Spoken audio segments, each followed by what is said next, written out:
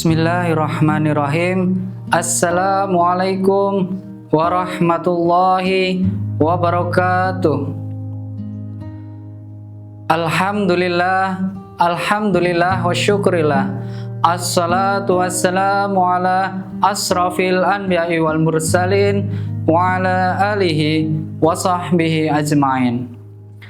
Raditu billahi rabba wa bil islami dina wa bi Muhammadin nabiyya wa rasula. Rabbi zidni ilma warzuqni fahma. Rabbi israh li sadri wa yassir li amri wahlul 'uqdatam min lisani yafqahu qawli, amma ba'du.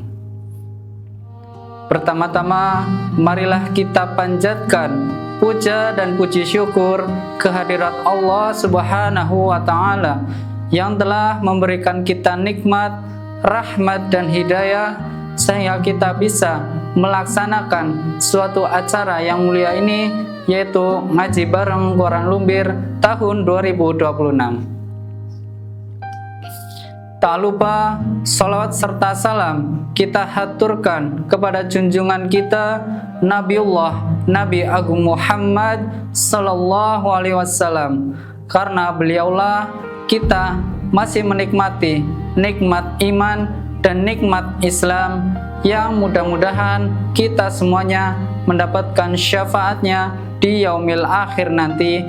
Amin, amin ya rabbal alamin.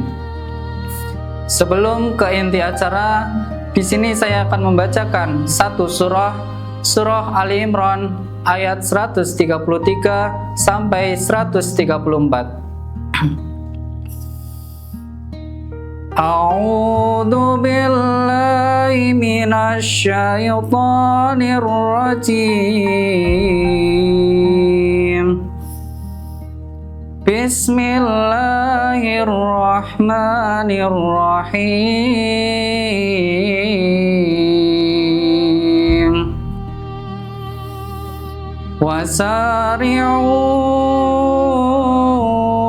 ila maghfiratin mir rabbikum wa jannatin 'arduhas samawati wal ard u'iddat lil muttaqin alladzina yunfikuna fish syarra'i wad dharra'i wal kadimin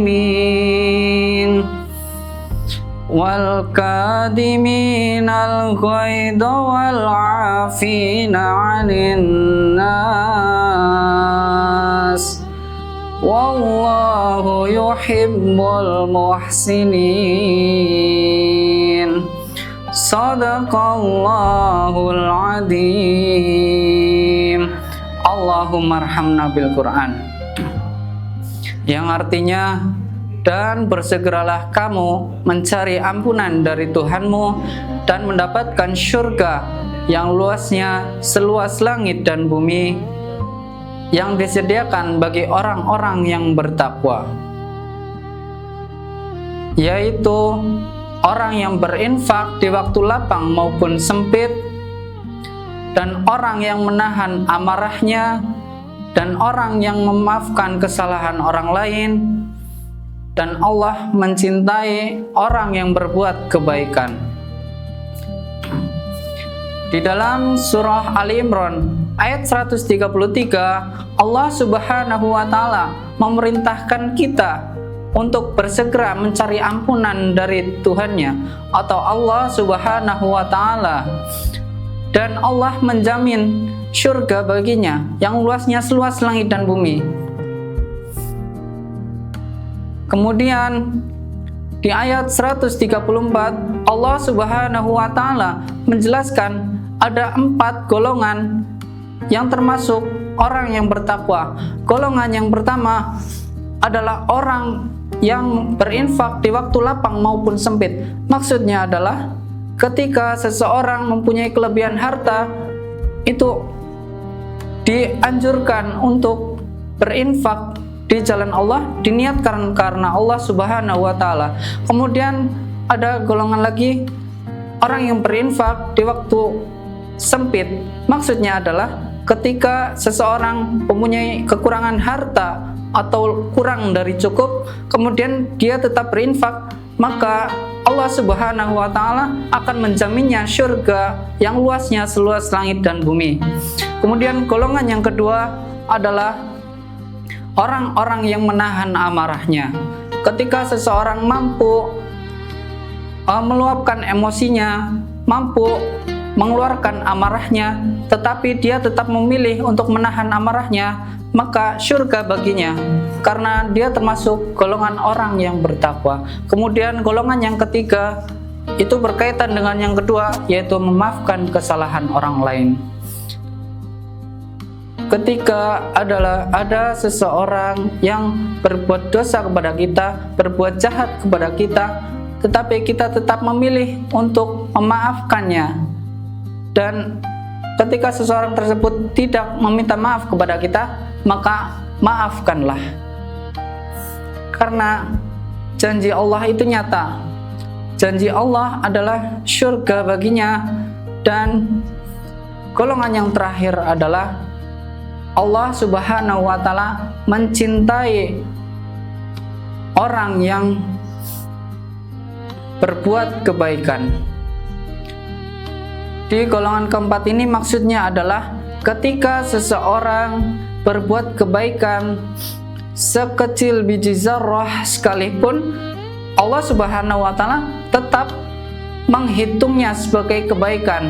Contohnya saja, ketika seseorang